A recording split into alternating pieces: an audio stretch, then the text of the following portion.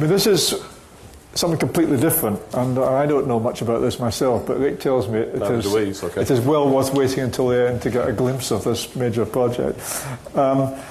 It's to do with the potential for so-called big data to change policing. And to take us through it, it's a substantial research project. We've got Peter Langmead-Jones, who's the head of research and development at HMIC. This time it is HMIC. And Dr. Tom Kirchmaier, who's a researcher at the London School of Economics. Are you going to start, Peter? I'll start and we'll hand over to Tom. Okay, over to you. I'm quite relieved that I'm not the Common Platform Transformational Director, which I was badged as last night. But right, how do I advance these next? So, already introduced. So I'm currently on loan from Greater Manchester Police to HMIC, where I'm revelling in two different job titles. The one I prefer is Head of Better Inspection, which, because that gets abbreviated to Head of Better, which quite appeals to me. Tom and I have been working together on a variety of projects, both with an HMIC and a GMP hat on, and it's a couple of those things that we're going to talk you through this afternoon to illustrate how the police might be able to make better use of big data. I'm going to start with this, which is a standing request largely voiced by police chiefs, which is originally directed towards Home Office but more recently directed towards HMIC, that judgments, particularly judgments of performance, should represent the breadth and complexity of what the police really do. That the word really is emboldened and italicised for a reason, and should take account of quality, cost, people, and most importantly, context. Context is a word which often ends up in the conversation between HMIC and police chiefs. So the context in which Tom and I came together, and an open question as to whether this remains the current context, is summarised by some of these bullets. So we are still in a world of austere public finances and economic uncertainty, and I'm conscious of where I'm saying this and the proximity to the city. Most policing organisations now have fewer people. Interesting questions about whether the right people continue to be within police forces, and an expression that's sometimes used to reflect changing relationships with other parts of public sector, at least, is the idea of shrinking apart, and who fills the gaps in that shrinkage. Greater demands and greater complexity is a large part of the conversation with police chiefs, and a huge diversification in how policing is now provided. Some forces have merged, if you think about what's happened in Scotland, others work in collaborations, others are integrated, there is insourcing, outsourcing. There is no longer one model of policing throughout the UK. An increase in online and digital life, both working life and private life, and I'm sure you've heard a lot about that today. Fewer people doing more is a way to try and summarise a lot of what's happened, with a big emphasis on productivity. But what's interesting is there doesn't seem to be a shared view as to what the product is. Much easier to have a conversation about productivity when we know what the product is. So that's the background to where Tom and I came together. Two words that are recurrent: context and demands. Both are seen as important, both remain poorly understood, and rather sadly, both are used in management and assessment of performance in a rather unsophisticated way. So that's the space that we were operating in. So to start a conversation about the potential use of big data, we thought we'd share three big questions with you, which represent some of the work we've been doing together. So how challenging is this area to police? I'll come on to that in a second. When and where is public safety endangered? Many police forces now answer the question about purpose in terms of public safety, and vulnerability is very closely linked to that. And then where are our people? So two takes on an answer to that question we're going to share with you. One of the things HMIC has done over the last 2 or 3 years is move to its Peel assessment. So this is an annual assessment of each police force with 3 standing tests of how effective, how efficient and how legitimate is the practice in an individual police force. Graded judgments flow from that, and then we publish them on the website using these perky little graphics, which we imaginatively call the Wheel of Peel. But what it does give you is a summary of 43 police forces' graded judgments across a number of core questions. Having the request from chief constables in mind, in the first year of doing this, we invited chief constables in around about 300 words to tell us about the challenges of policing a particular area, to bring some context to those graded judgments. We got some very interesting responses back from chief constables. Some of them missed their calling. They might have been better placed working in the local tourist board. This is a lovely part of the country, isn't the sort of thing we are expecting by way of contextualising the annual assessment of policing. But it did serve to show how difficult this is and how there's a lack of standardisation about this idea of context and challenge. So the conversation we started with Tom was, help us to develop a way to better describe the context in which policing is taking part. And one thing we do know is that there is variation in police forces, and that has a bearing upon the demands. One thing we know is that the maintenance and production of safety varies in different places at different times, but is often consistently actually associated with poverty, be that relative or absolute. So this is how social deprivation varies by police force area. The deeper the colour of red, the more deprived the police force. So there are marked differences between the English forces. We haven't forgotten Wales, it just doesn't feature on this particular map. If nothing else, I think we've identified where the north-south divide is. It runs underneath Humberside and ends in Merseyside. There's a marked difference across the country, exception south of that line being West Midlands and the Metropolitan Police area, or London. The other thing that stands out is the relative affluence of the home counties to the west of London. So we know that that varies on a big geography. We also know that it varies on a small geography. So this is social deprivation by output area in Greater Manchester. Red is deprived, blue is affluent. There's no political statement in what I just say, it's just a convenient way to format the map.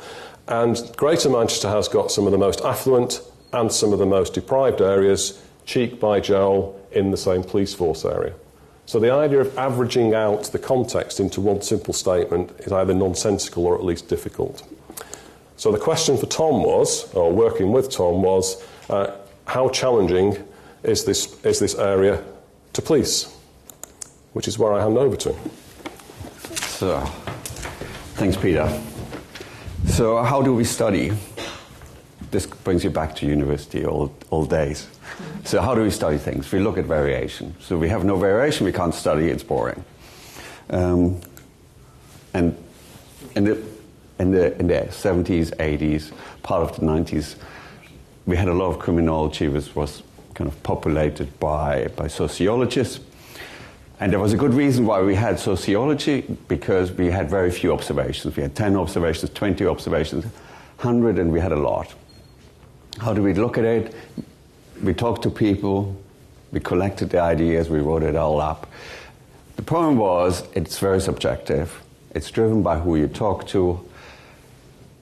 It's non-empirical, you can't replicate it, you can't generalize. And this is kind of where we're coming in now in the 1990s, noughties, is we start to run randomized controlled trials. The idea is we have to quantify effects. If it works, it's perfect. So what we do, we randomly treat A, which is the cause, and then we observe what happens to the effect B.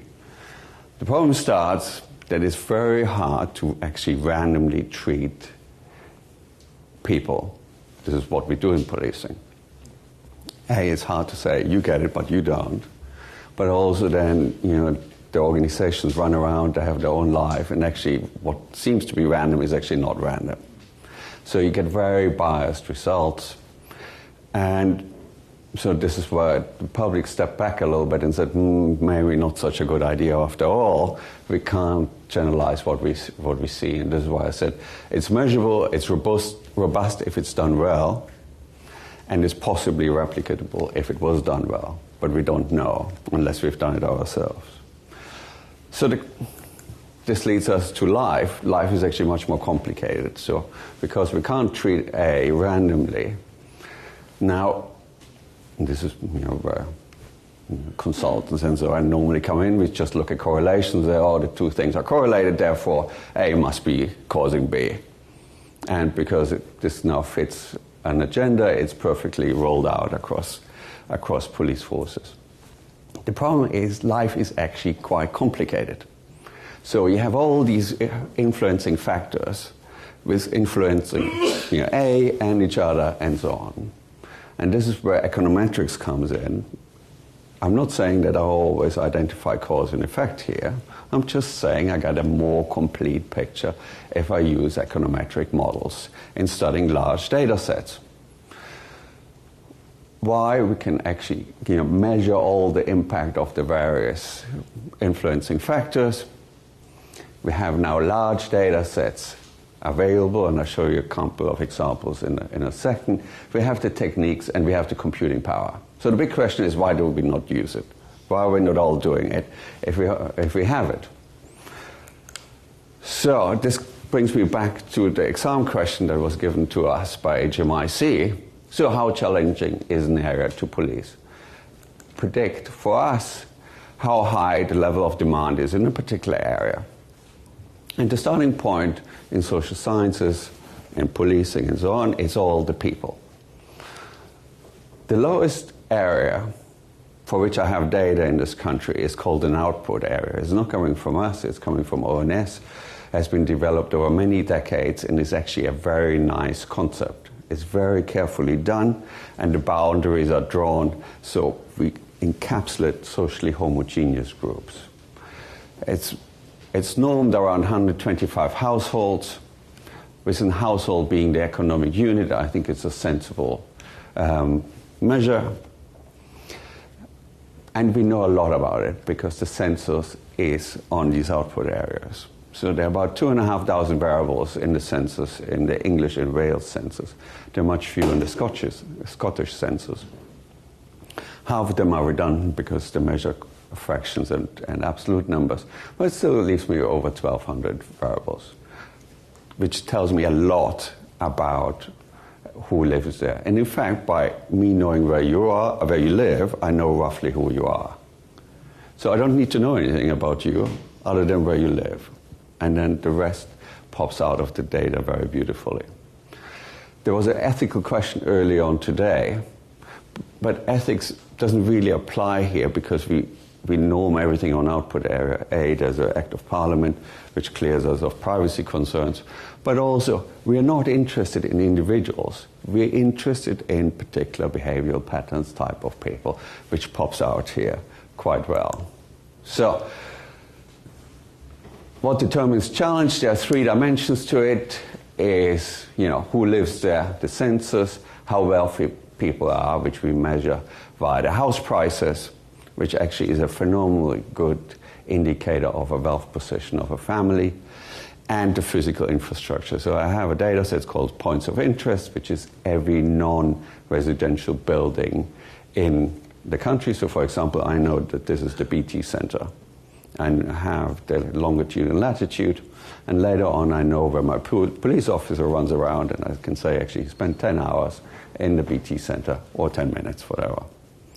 So, but what I wanted to point out is just a very simple, what we call a fixed effect regression. Just by knowing who lives in a particular point and the crimes that occur there, you see these R squares here, which tell us how much of the variance is explained just by knowing where the crime occurred. It's 66%, 67%, and 71%. So these are data from 14 forces. We got one 15th force last night, and I'll show you nice examples. So we have about 388,000 output area a year effects here. So what it means is location matters, and it allows me to deduct a lot about likely demand. Now, so, can I go back actually? No. Here. Good. This is the one I wanted, actually. So we have 181,000 output areas. We know that we have the census. We know the points of interest, all the buildings that are there, waitresses, shopping, cafes, and so on. And so this gives us a long list of independent variables, about just under 2,000 from which we select.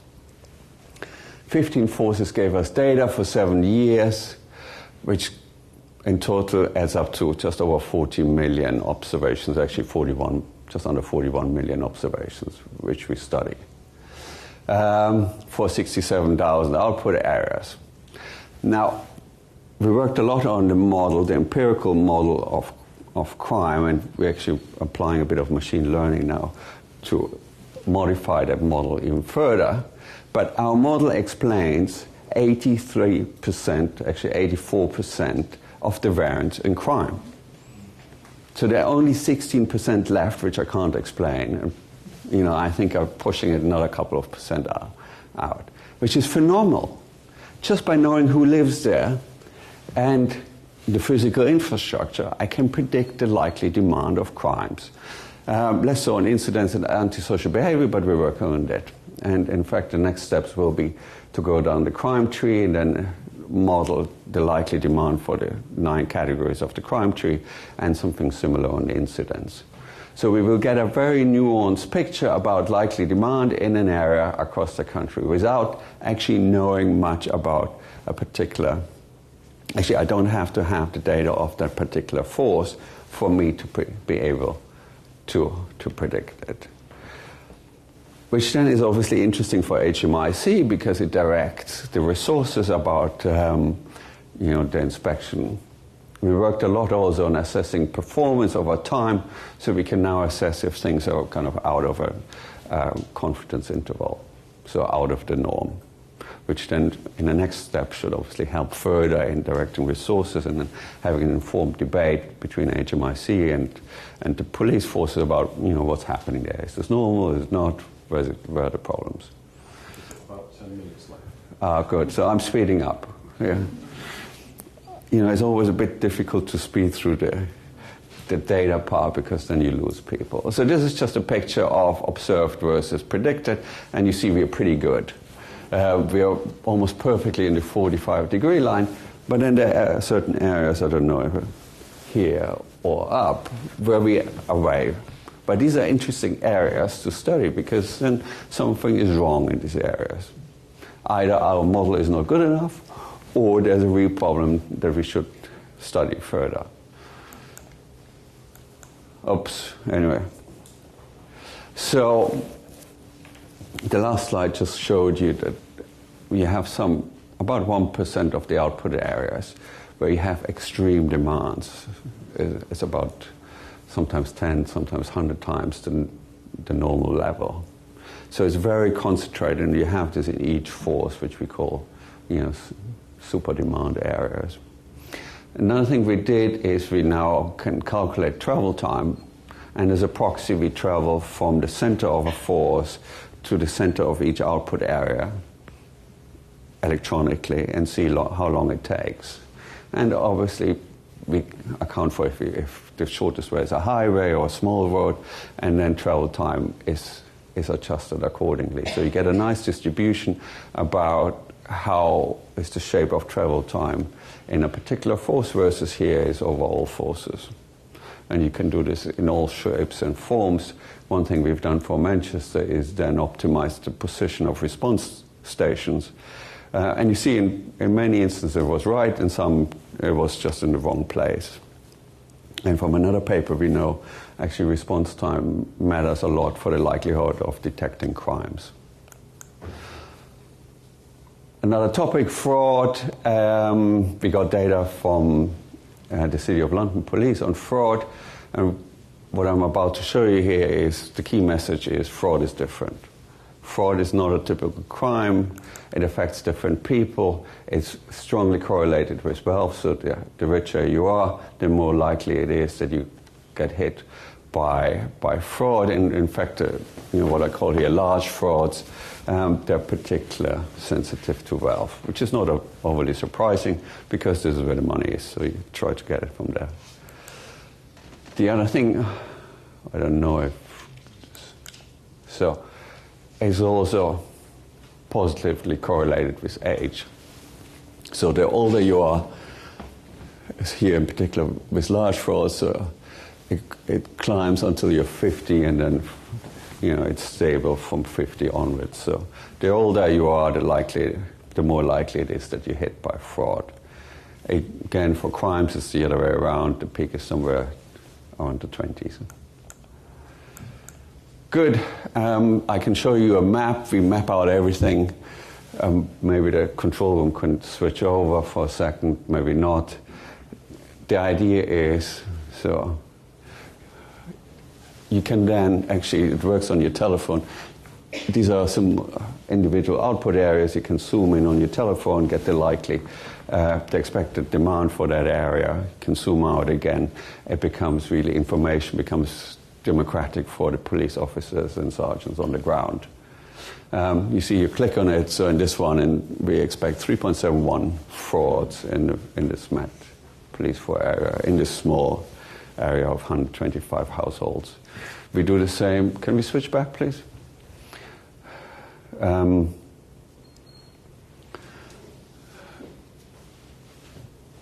I really like maps because maps is actually a very good way of communicating complex information to people on the ground without them actually telling all the econometrics and stuff behind. You just tell them, so this is how the picture looks, and they understand it. It makes sense in their head. Another topic, just to run you through a couple of things we've done with GMP. Domestic abuse is a big topic in Manchester, probably around the country. We have about 500,000 domestic abuse cases there in our data set, so it's quite substantial. And what you see is actually, when you then map it against the social deprivation, you see that actually 50% is of domestic abuse, reported domestic abuse cases. So that's important. Is in the lowest 15% of the social strata, and 80% is in the bottom 33%. So domestic abuse is a problem for the lowest social stratas. The 45-degree line is the population in Manchester. So you see Manchester is actually quite representative for the country, which is why we like it so much in terms of studying it. So once you control for everything, you see there's a very strong positive correlation between temperature and domestic abuse. The hotter, the more. Controlling for all the public holidays and all these extra things. It's quite amazing, actually, when I saw the data, how strong the correlation is. So another project we did in Manchester was location of people. What are PCSOs? The bottom of the social strata, so we can easily talk about it without revealing any sensitive information.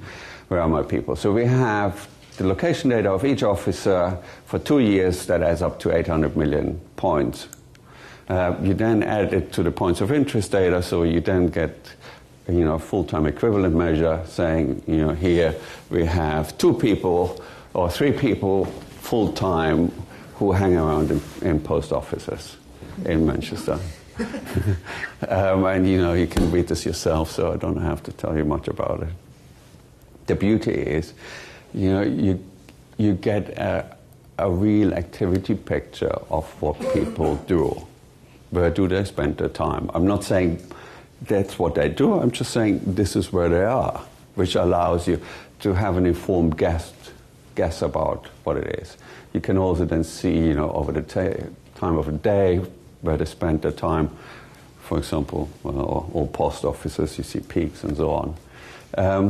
So it becomes quite an interesting analysis. So then we just related it to the likelihood of a crime, or these are all incidents here, in a particular output area, and the likelihood of a PCSO being there, and you see it should be on the 45-degree line, but it's not. So, they spend a lot of time in particular areas, but it's not related to how much, how big the issue is. And in fact, if you then calculate that they're about 40% of the time out, i.e. in the wrong place. So, and then maybe we can play the map again, the control room, so we can then map it out and run a little heat map.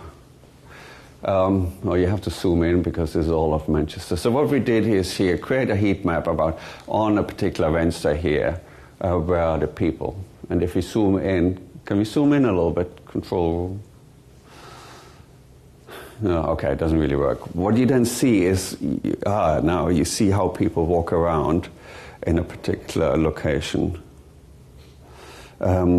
every 10 minutes, and you can zoom in even further, so you see particular movements of people group, and then a local knowledge helps you.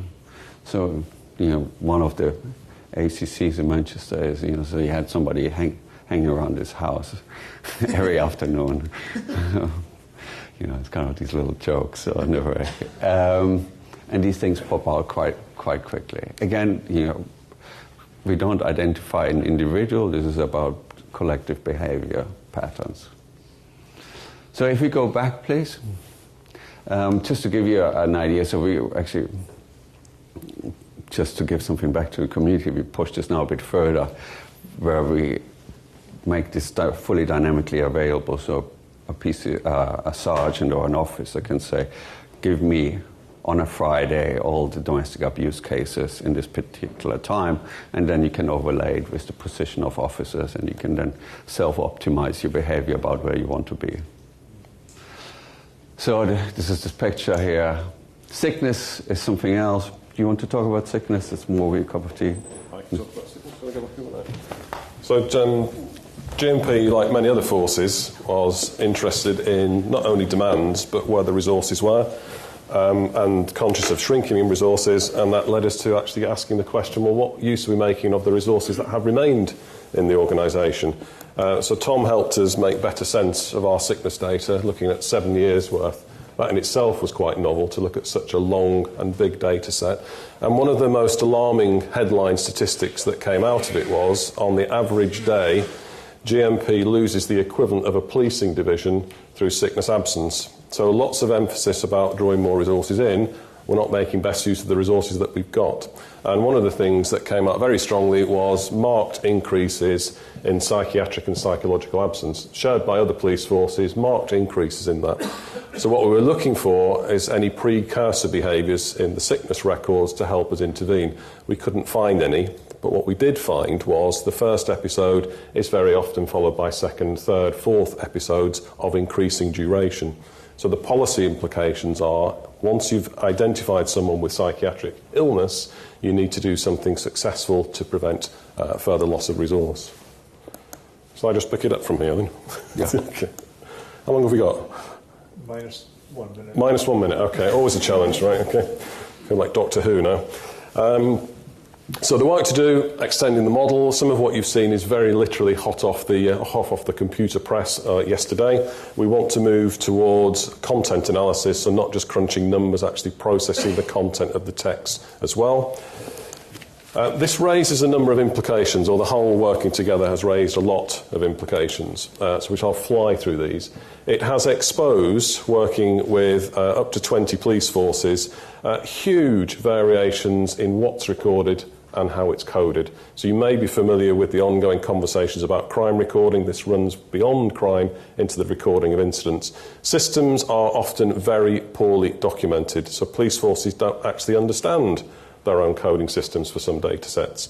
Extraction is always an interesting challenge. The PCSO data, it took a very long time not to analyse the data, just to extract it from the systems that was operated for us by a third party. All sorts of issues around data protection, sharing data, and many data protection experts are slightly off the pace in terms of the security implications. They're overly concerned with the physical security, and the world's moved on.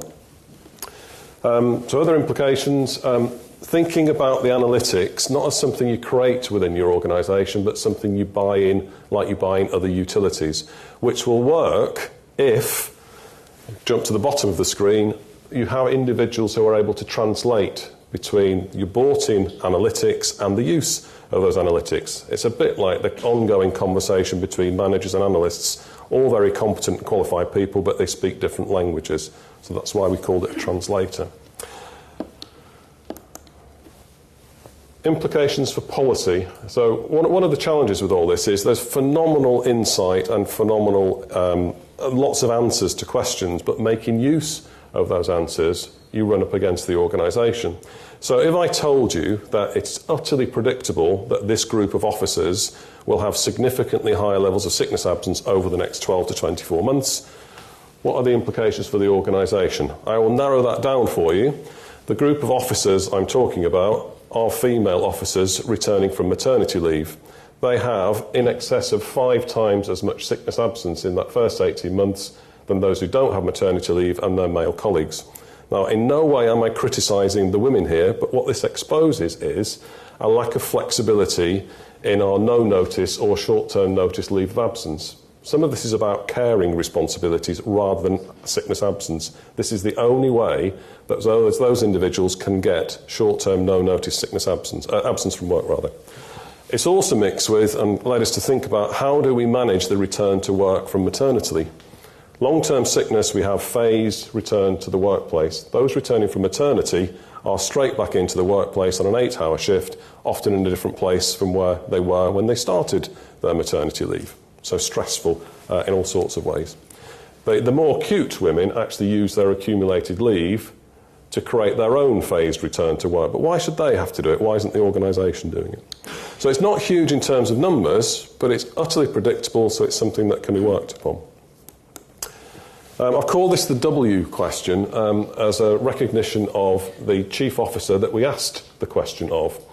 So if I told you with 90% confidence that there will be an incident of domestic abuse in this area, and by area we meant census output area, 125 households, small space, and that will happen in the next 8 hours, what would you do about it? And what we were both surprised with was the reaction. It was a rabbit in the headlights moment. Because what it led to us is thinking about, well, a lot of policing is set up to react post-event. The crime has occurred, the incident has occurred, that defines roles very neatly. We have someone in the role of victim, we have someone in the role of offender, and we have someone, the police officer, in the role of guardian. And how to interact around that triangle is understood by all 3 parties. If it hasn't happened, all those roles are different and the conversation is different, and many police officers are uncertain how to interact with someone where we have a suspicion it's going to act rather than it's happened. Now, we are familiar with the idea of threats to life, so our proposition here is we need to shift towards also considering threats to safety, but we shouldn't underestimate how big a change that is to how people work. I'm almost there, on the -1 minute.